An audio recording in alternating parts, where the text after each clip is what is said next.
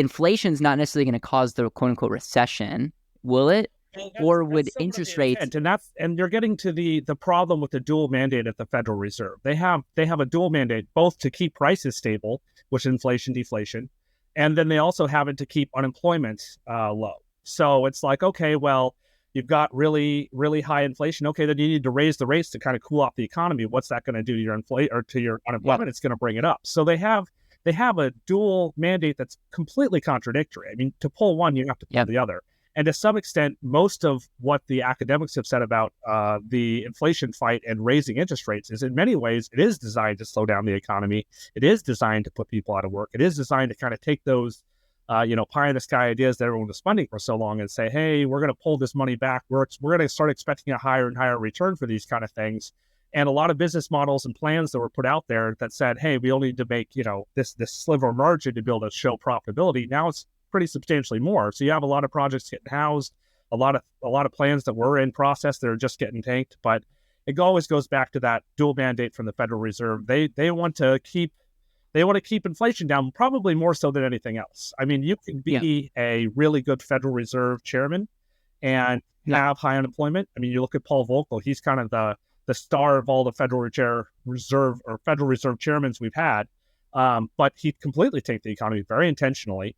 But got inflation under control, and that's what makes for a star person. And I think Powell sees that. He sees that, hey, people are blaming me for the economy, and they're going to blame me either for the economy or for inflation. But for his historic perspective, if he wants to come up not looking pretty terrible like all the people before Volcker who kind of ran us into that problem for decades, he's got to kill that inflation. And I think that's going to cause a lot more of that employment issues in the short run, and a lot more pain for people from that perspective. And so, in your opinion, are we in a recession right now? Yes. Okay, because it doesn't. Is it fair to say that it doesn't feel like? Maybe I'm in a bubble. Obviously, but it doesn't feel like a recession. Well, I think this is actually someplace that you can. There's a lot of really good articles that have been coming out in the Wall Street Journal recently talking about deposits at large institutions and just seeing the massive outflow of them. So what that tells you is that people are having to spend down their savings. So I think a lot of people are saying, "Oh, okay, well, it's not a recession. It's not this. It's not that." But ultimately, functionally, what is a recession? A recession is where the economy gets bad enough that you have to take out your savings and start cutting back on life. Most people have said in the last year they've started cutting back or changing the types of products and services they're buying. They're starting to spend down their savings that was accumulated pretty substantially during the COVID timeframe from all the stimulus. But if that's not kind of the bread and butter of what a recession does to you, I don't know what is.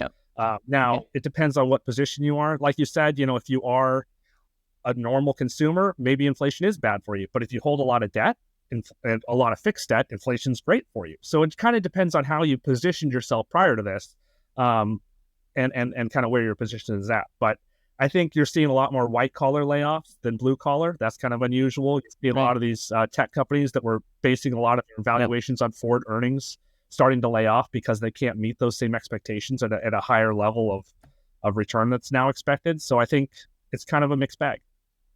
Yep. So, and that's what I was going to say is you are seeing some companies starting to lay off, but it still seems like there's so many sectors that there's job shortages. So maybe again, with when you look at where AI is going and all of that, you might have some people that just have to wake up and say, hey, maybe I should change the career that I'm headed towards.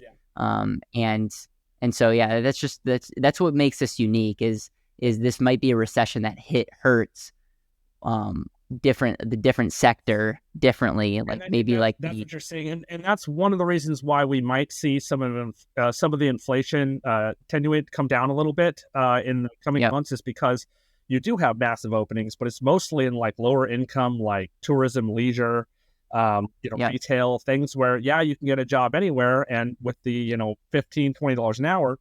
But that $15-$20 an hour, after a few different years of 7 and 8% inflation, higher tax requirements, things like that, it really equates to what they were getting before.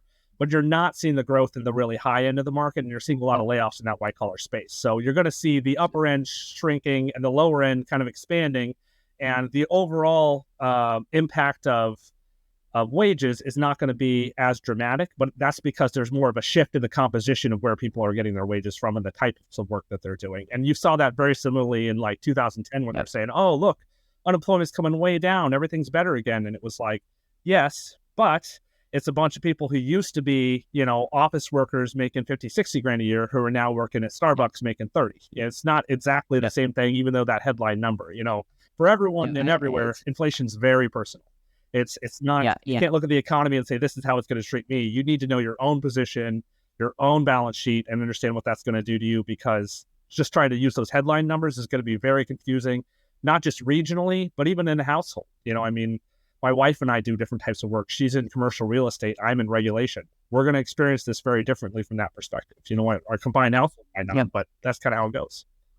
Do you see there being future interest rate increases, and when do you think they're going to stop, or when is they're going to reverse and lower interest rates? Yeah, well, that's the real expensive question there. So I think they're still going to do another increase. I think that we've seen most of that, but I think that the other challenge is you have to see how the market's responding to the rate increases, because ultimately the Fed is moving rates to try to get the market to respond in a certain way. But if you're seeing that as they're raising these rates, the stock market keeps going up, unemployment keeps staying stable or even going down in some instances for prior readings, you're not going to get that effect that they want, which is, hey, we're trying to cool down the economy. They're still getting more money flushed into it. So it depends how long the economy tries to fight the Fed. And I think a lot of people were conditioned over the course of most of my adult life where, there was a problem, good old Fed they'll drop rates to zero. And they'll bring it back up and drop rates to zero. But they had that option because there was no inflation. Now, if they drop those rates to zero, they're going to be pouring fuel on that inflation fire, and they don't have that option. So I think a lot of people think, oh, well, it's like the, Japanese currency. You're not a real trader until you've lost money on the yen at some point. But, I don't think we're going to start seeing the Fed slow down as much until we start seeing the economy respond to it the way the Fed wants them to, which is understanding that, like, hey, we're taking away, I think, was it Greenspan who said we're taking away the punch bowl from the party? I mean, that's essentially what this is trying to cool everything down. But if it's not, they're just going to keep pushing. It's not going to stop. So help me understand this, because I feel like I'm maybe a little bit more advanced than the average person as it relates to money and the market, but I still don't fully understand the game plan. So they're trying to create a recession.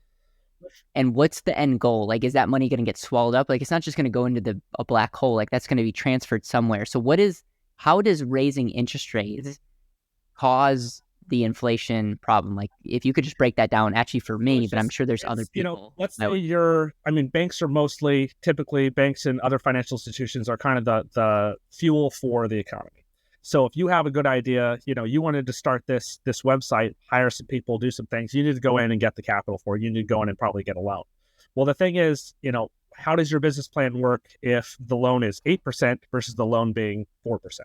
And that's where they're slowing down the process. Is they're making people have to invest in higher return items, and the institutions are saying, hey, we have to pay out 3 and 4% on deposits now. We can't give you a 4% loan. We've got to get an 8% loan to do that, and you have to figure out how in your business model that works. And some business models don't work that way.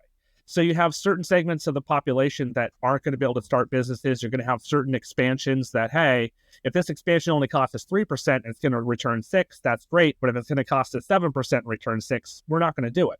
So you're cutting back on a lot of the expansionary processes, and that's going to make it so that, you're going to see, less return on a lot of the businesses, other things. You're basically just going to deflate things down until the inflation accounts for that difference, as far as like costs and things go. So, but where's the money go? Well, it's like inflation. The money out. That's what you're trying to do. You're trying to get, the Federal Reserve is trying to take all that excess liquidity they just dumped into the market, and they're trying to soak that back out, because that's, in the words of Milton Friedman, inflation is everywhere and always a monetary condition. So you need to make sure that you don't have too many dollars chasing too few goods, because then people just bid it up. I mean, that's what it is. And if the more of that you remove, the less people there are with the funds and the position to be able to bid on things, and that keeps the prices from being bid up, and that's what slows the inflation down. The bigger challenge with inflation is that it's very self-reinforcing. So you saw some really big contracts coming out. I think there was Caterpillar, some of the big UAE, United Auto Worker contracts in the Midwest that they were going back and forth and looking at some of their raises, and they're getting like baked into their next 5 or 6 or even longer terms in some cases, massive raises that kind of made sense with that inflationary position. But now, if you're that car manufacturer, well, I have to be able to pay for this, and I have to be able to produce cars that make sense with this model. So they have to raise the prices incrementally, and that's kind of where you see it. Mostly, it's inflation flows through incomes, and most of that for most people are wages. So that's where you're going to see those big changes. And as you see those things happening, the idea that it's just going to drop back down to nothing. It's like, well, maybe, but now you have, the Caterpillar factories are going to be pretty unprofitable if everything just stops tomorrow. Same with the car manufacturers, same with all these other people that booked them in. I got a decent raise this year. Maybe you gave your employees an awesome raise. I have no idea, but a lot of people were getting some decent money, and you've got to wait till that kind of cools out. And especially with multi-year contracts, that can bake in for years and years to come, which is why it's a sticky process once you start inflation, and not as simplistic to stop as some of the financial media are kind of making it out to say. Got it. Do you agree with the whole process of raising interest rates? Do you think that's the best approach right now if you were in charge? There's really, from the federal perspective, the best option is going to be legislative. It's going to be setting a budget and figuring out why we're spending all this extra money.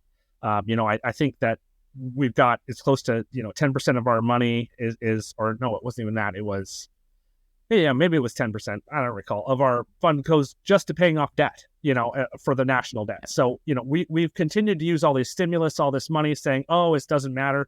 We had those modern monetary theory people who had these crackpot ideas about how inflation was never going to happen again, that you don't hear a lot from them anymore. But you had all these people saying, this is going to be a problem, but I just don't think it's panned out that way. So I think outside of Congress and the president and all those people decided to get together and make a budget, the Federal Reserve really has one stick, and it is playing with this rate. They did start this recent bank lending program that they have, where they're lending par on government agency stuff, which is kind of them speaking out of both sides of their mouth to some extent, because they're saying, hey, we want to shut this down and higher, increase the cost of borrowing and stuff, but we're going to drop it to bottom basement prices for these particular institutions. So they're trying to fight, hey, we don't want to have a banking crisis. We also don't want to have a recession. We also don't have massive inflation. And they're trying to kind of weave that as well as they can. But I think most people that I've seen lately in the financial markets have been arguing that the idea of a soft landing, the idea of this all coming in without some sort of recessionary process or something else that's going to be painful is depletingly low likelihood now, as opposed to people 6 months ago were saying, we're going to get a soft landing. Even Powell is saying, I don't think there's going to be a soft landing on this. So, I don't think it's very realistic at this point.